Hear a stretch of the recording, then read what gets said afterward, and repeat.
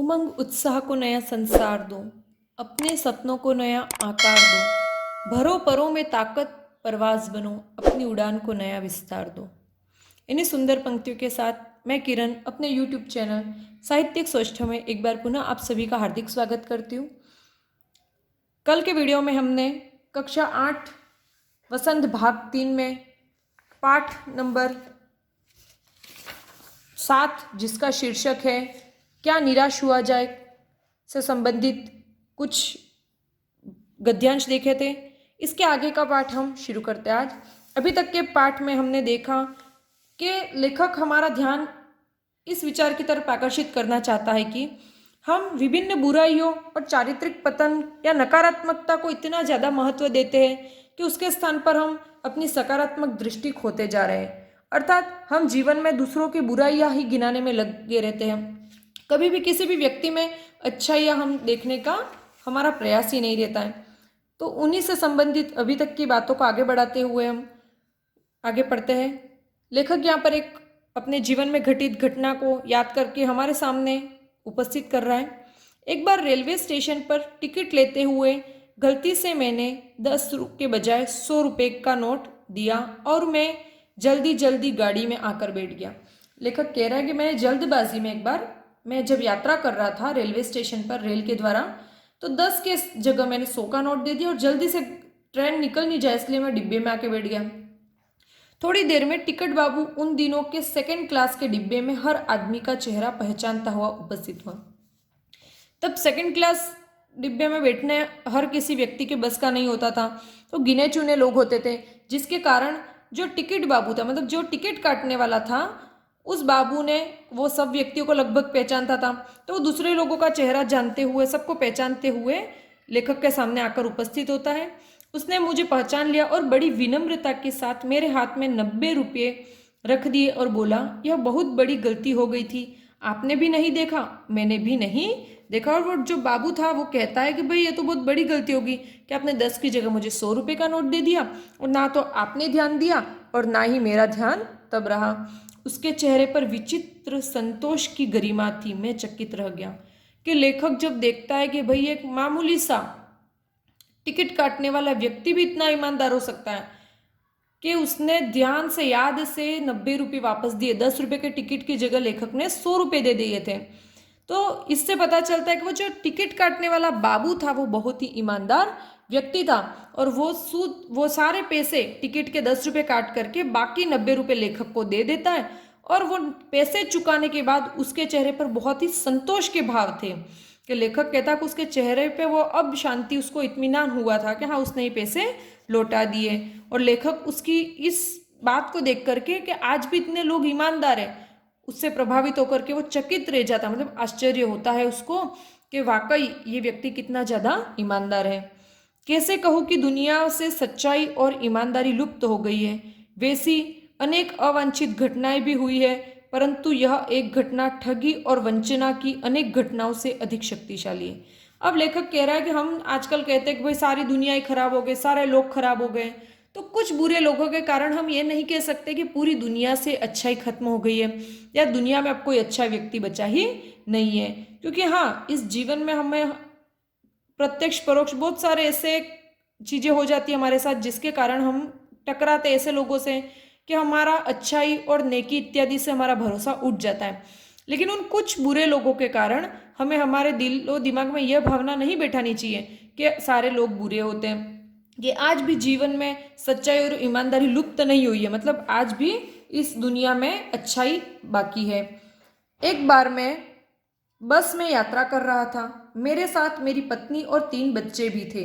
अब लेखक अपने जीवन का एक और घटनाक्रम का वर्णन कर रहा है। वो कह रहा है कि मैं एक बार बस से यात्रा कर रहा था, इसके पहली टिकट जो रेल की यात्रा थी, अब बस की यात्रा से संबंधित अपना एक जो अनुभव है वो शेयर कर रहा है कि 3 बच्चे लेखक के और उनकी पत्नी उनके साथ थी। बस में कुछ खराबी थी, रुक रुक कर चलती थी, बस थोड़ी सी खराब थी जिसके कारण वो बार बार रुक जाती थी। गंतव्य से कोई 8 किलोमीटर पहले ही एक निर्जन सुनसान स्थान में बस ने जवाब दे दिया। अब गंतव्य मतलब वह स्थान जहाँ पर पहुँचना था, उससे 8 किलोमीटर पहले ही जो बस है वो निर्जन, मतलब जहाँ पर कोई इंसान नहीं देखे, वन या जंगल में, सुनसान जंगल में जा करके खराब हो गई। रात के कोई 10 बजे होंगे। क्या आप ही सोचो, बीच रात 10 बजे अगर आप कहीं पर सफ़र कर रहे हो बस से और किसी जंगल में बस रुक जाए तो आपकी क्या हालत होगी। बस में यात्री घबरा गए। ये लाजमी था कि बस के जितने भी लोग थे वो सारे लोग घबरा गए। कंडक्टर उतर गया और एक साइकिल लेकर चलता बना। और उस बस का जो कंडक्टर था, मतलब जो टिकट काटने वाला था, वो क्या करता है, उतरता है बस से और एक साइकिल लेकर चलता है। लोगों को संदेह हो गया कि हमें धोखा दिया जा रहा है। अब लोगों को लगा कि साला ये तो भाग गया, बस जंगल में है और इस जंगल में पता नहीं कोई चोर होंगे, डाकू होंगे या जंगली जानवर होंगे, तो हम कहाँ जाएंगे। बस में बैठे लोगों ने तरह तरह की बातें शुरू कर दी। और जब ऐसी परिस्थिति आती है तो लोग अपने तरह तरह के कल्पना और कपोल कल्पनाओं के द्वारा और कुछ अधसुनी कहानियां सुना देते हैं। किसी ने कहा यहाँ डकैती होती है, 2 दिन पहले इसी तरह एक बस को लूटा गया था। अब वो कह रहे कि भाई ये सब इनका प्लान है कि इसी तरीके से षड्यंत्र करके लोगों को लूटते हैं कि 2 दिन पहले ही यहाँ पर ऐसी बस को लूटा गया था। परिवार सहित अकेला मैं ही था। वो कह रहे कि यात्री तो बहुत सारे थे बस में, लेकिन पूरे परिवार के साथ सिर्फ मैं अकेला था। बच्चे पानी पानी चिल्ला रहे थे, पानी का कहीं ठिकाना न था। ऊपर से आदमियों का डर समा गया था कि बच्चे एक तो प्यासे थे तो वो बार बार पानी की मांग कर रहे थे, और ऊपर से सारे आदमी जो थे उनके कारण मैं भी डर गया था। कुछ नौजवानों ने ड्राइवर को पकड़कर मारने पीटने का हिसाब बनाया। अब बाकी लोग जो थे वो इतने आक्रोशित हो गए। होता है ना कि जीवन में हम जब भी विकट परिस्थितियां देखते हैं सबसे पहले गलत बातों की तरफ हमारा ध्यान जाता है। तो उन्होंने देखा कि भाई कंडक्टर तो चला गया, अब बचा बस का ड्राइवर। इस ड्राइवर को पकड़ के मारते पीटते हैं। तो उन सब लोगों ने ड्राइवर को पकड़ लिया। ड्राइवर के चेहरे पर हवाइयाँ उड़ने लगी। हवाइयाँ उड़ना एक मुहावरा है जिसका अर्थ है डरना या घबराना।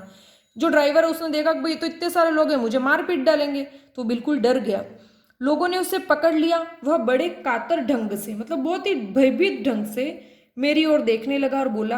अब उसको लेखक के प्रति, लेखक बिल्कुल शांत था उस समय भी, तो उसको लेखक से थोड़ी अपेक्षा महसूस हुई। तो वो लेखक की तरफ देख करके कहता है कि हम लोग बस का कोई उपाय कर रहे, बचाइए, ये लोग मारेंगे।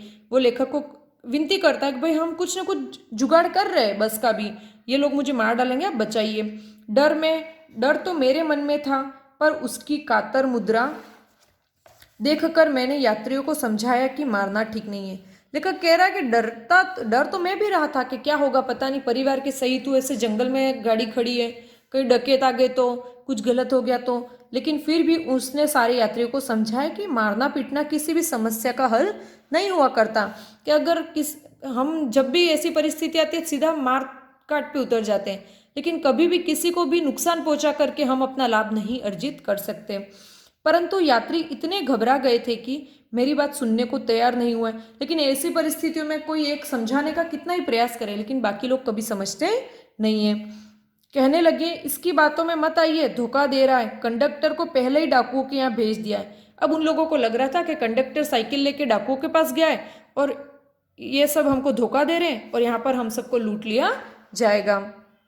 मैं भी बहुत भयभीत था, पर ड्राइवर को किसी तरह मारपीट से बचाया। लेखक कह रहा, डर तो मैं भी रहा था, लेकिन मैंने उस ड्राइवर को फिर भी मारपीट खाने से बचा दिया। 1.5-2 घंटे बीत गए। अब वहाँ पर बस खड़ी थी, 10 बजे की खराब हुई थी, 1.5-2 घंटे हो गए थे। मेरे बच्चे भोजन और पानी के लिए व्याकुल थे। अब लेखक कह रहे कि मेरे 3 बच्चे मेरे साथ थे और उनको भूख लग रही थी और वो प्यासे थे और इसलिए बहुत अशांत थे, मतलब बार बार रो रहे थे, चिल्ला रहे थे। मेरी और पत्नी की हालत बुरी थी और लेखक अपनी पत्नी के साथ भी था। पत्नी भी डर रही थी कि भाई बच्चे साथ में, ऐसे में कोई अनहोनी हो गई तो क्या करेंगे। लोगों ने ड्राइवर को मारा तो नहीं, पर उसे बस से उतार कर एक जगह घेर कर रखा। अब लोग इतने डर गए थे, उन्होंने लेकिन ड्राइवर को छोड़ा तो नहीं, उसको पकड़ के एक जगह उसको घेर करके खड़े थे सारे के सारे। कोई भी दुर्घटना होती है तो सब पहले ड्राइवर को समाप्त कर देना उन्हें उचित जान पड़ता है। कि हम कभी सफ़र करते हैं और बस इत्यादि में तो हमने काफ़ी बार देखा है कि कभी कभी कोई ड्राइवर से गलती हो जाती है, वो भी इंसान ही हमारी तरह। लेकिन कुछ भी एक्सीडेंट या कोई दुर्घटना, किसी भी तरीके की कोई भी वारदात होती है तो सबसे पहले हम क्या करते हैं, कंडक्टर या जो भी कंडक्टर या ड्राइवर जो भी हमको मिलता है उसको पकड़ करके लोग उसको मारना शुरू कर देते हैं, जैसे उसको मारने से वो सारी समस्या ही हल हो जाएगी। लेकिन ये सही चीज़ नहीं है। मेरे गिड़गिड़ाने का कोई विशेष असर नहीं पड़ा। इसी समय क्या देखता हूँ कि एक खाली बस। कोई भी दुर्घटना होती है तो पहले ड्राइवर को समाप्त कर देना उन्हें उचित जान पड़ता। मेरे गिड़गिड़ाने का कोई विशेष असर नहीं पड़ा। इसी समय क्या देखता हूँ कि एक खाली बस चली आ रही है। उस पर हमारा बस कंडक्टर भी बैठा हुआ है। उसने आते ही कहा, अड्डे से नई बस लाया हूँ, इस पर बैठिए। अब वो बेचारा जो कंडक्टर था साइकिल लेके जो गया था, वो कहीं भाग नहीं गया था, बल्कि वो क्या लेने गया था कि दूसरी बस का जुगाड़ करने गया था। तो पास में अड्डा है, वहां तक जाता है और दूसरी खाली बस लेकर के आता है और लोगों को कहता है कि भाई इस बस में सब चढ़ जाइए। वह बस चलाने लायक नहीं है, कि ये जो बस है वो चलने लायक नहीं है, तो बिल्कुल खटारा हो गई है। फिर मेरे पास एक लोटे में पानी और थोड़ा सा दूध लेकर आया और बोला, पंडित जी, बच्चों का रोना मुझसे देखा नहीं गया, वहीं दूध मिल गया, थोड़ा लेता आया। कि वो कितना अच्छा व्यक्ति था कंडक्टर, जिसके बारे में लोग समझ रहे थे कि वो धोखा देकर भाग गया और डकैतों को बुला रहा था, बल्कि वो धोखा देख करके नहीं भागा था। वो तो इन सारे लोगों के लिए बस लेने गया था और उसने देखा कि पंडित जी के, मतलब यहाँ पर हम लेखक ने हमको पहले ही बता दिया कि गृहस्थी, मतलब अपने घर वालों के साथ सपरिवार सिर्फ वो अकेला उस बस में था।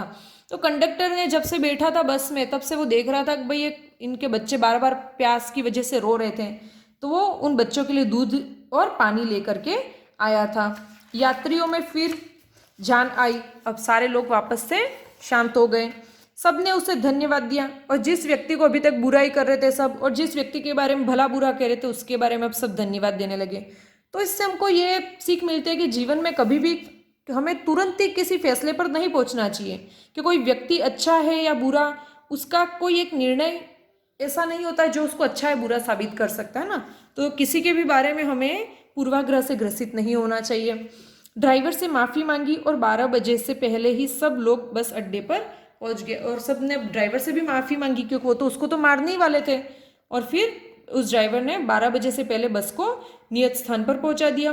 कैसे कहूँ कि मनुष्यता एकदम समाप्त हो गई है। अब लेखक कह रहा है कि वो इतनी सारी चीज़ें मेरे जीवन में घटित हुई, मैं कैसे कह दूँ कि जो मनुष्यता है, जो अच्छाई है, जो मानवीयता है, वो समाप्त हो गई है। कैसे कहूँ कि लोगों में दया माया रह ही नहीं गई है। जीवन में जाने कितनी ऐसी घटनाएं हुई है जिन्हें मैं भूल नहीं सकता।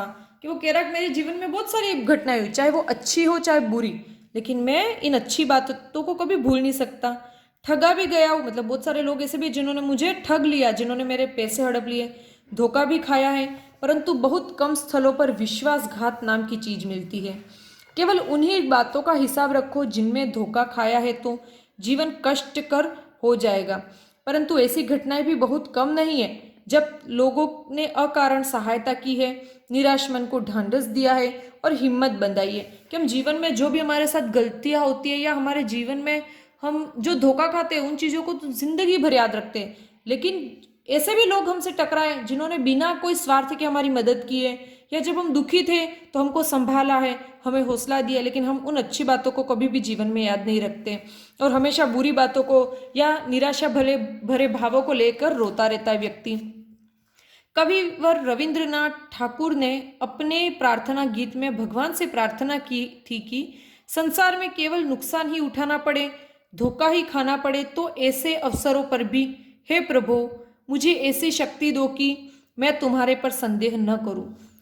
अब रविंद्रनाथ ठाकुर कहते हैं, उन्होंने एक प्रार्थना लिखी थी भगवान के लिए, और कहते हैं उस प्रार्थना में, उस गीत में कहते हैं वो कि भगवान, चाहे मेरी पूरी जिंदगी मुझे सिर्फ और सिर्फ धोखा मिले, सारी जिंदगी सिर्फ और सिर्फ नुकसान मिले, लेकिन फिर भी मुझे ऐसी ताकत दो कि मैं एक क्षण के लिए भी कभी भी आप पर संदेह ना करूं। मतलब भगवान आप पर हमेशा मेरा विश्वास बना रहे। मनुष्य की बनाई विधियां गलत नतीजे तक पहुंच रही है तो इन्हें बदलना होगा। कि जो विधियां, मतलब ये जो कानून है, जो तौर तरीके, अगर ये गलत है तो हमको इनको जरूर बदलना चाहिए। वस्तुतः आए दिन उन्हें बदला ही जा रहा है, लेकिन अब भी आशा की ज्योति बुझी नहीं है। महान भारतवर्ष को पाने की संभावना बनी हुई है और बनी रहेगी।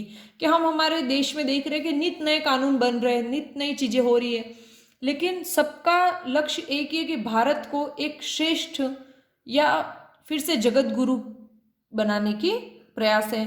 तो हमें हमारे भारतवर्ष को पाना, मतलब जो महान भारत प्राचीन काल में हुआ करता था, जिसके गीत पूरी दुनिया में गाए जाते थे, जो सत्य, अहिंसा, परोपकार आदि गुणों का जन्मदाता था, ऐसे भारत को पाने की आज भी बहुत सारे लोग हैं जो मेहनत कर रहे हैं। मेरे मन निराश होने की ज़रूरत नहीं। लेखक अपने मन को सांत्वना देता हुआ कह रहा है कि तू निराश मत हो। आज भी मेरे भारत में बहुत सारे ऐसे लोग हैं जो बिना किसी स्वार्थ के, जो बिना किसी जात पात, ऊंच नीच या किसी भी प्रकार के भेदभाव के दूसरों की मदद करते हैं, जो अपना जीवन सिर्फ इसलिए यापन कर रहे हैं ताकि वो किसी के हित के साधन बन सके, अर्थात वो अपना जीवन सिर्फ इसलिए जी रहे ताकि दूसरों की मदद कर सके। कि आज भी मेरे देश में ऐसे लोग जिंदा है जिनको देख करके लगता है कि नहीं, आज भी इंसानियत जिंदा है। क्योंकि इंसानियत या अच्छाइयों से बड़ा कोई धर्म नहीं होता। तो जीवन में व्यक्ति को हमेशा अच्छाइयाँ देखनी चाहिए कि हम किसी भी जाति, धर्म, देश, पंथ, संप्रदाय या किसी व्यक्ति विशेष में भी हमें बुराइयों की जगह अच्छाइयाँ ही देखना चाहिए। क्योंकि हम अच्छाइयाँ देखेंगे तो हम अच्छे बनेंगे और बुराइयाँ देखेंगे तो हम भी बुरे ही बनेंगे। तो हजारी प्रसाद द्विवेदी जी ने बहुत ही सुंदर ललित निबंध क्या निराश हुआ जाए के माध्यम से हमें यही समझाया है कि जीवन में बुराइयाँ देख करके या बुरी खबरें या बुरे समाचार सुन करके हमें नकारात्मक रवैया कभी भी अपनाना नहीं चाहिए, बल्कि उसके स्थान पर अच्छाइयाँ देखने के लिए और एक पॉजिटिव जो थिंकिंग है उसको डेवलप करने की हमारे लिए बहुत ही ज़्यादा आवश्यकता है। कि जीवन में बहुत सारे लोग हैं जो बुरे काम करते हैं, लेकिन फिर भी हर व्यक्ति में जो अच्छाई है उसको हमें बढ़ावा देना चाहिए, ना कि उसकी बुराइयों के लिए हमें उसको और भी ज़्यादा भला बुरा कह करके उसका और भी ज़्यादा अहित करना चाहिए।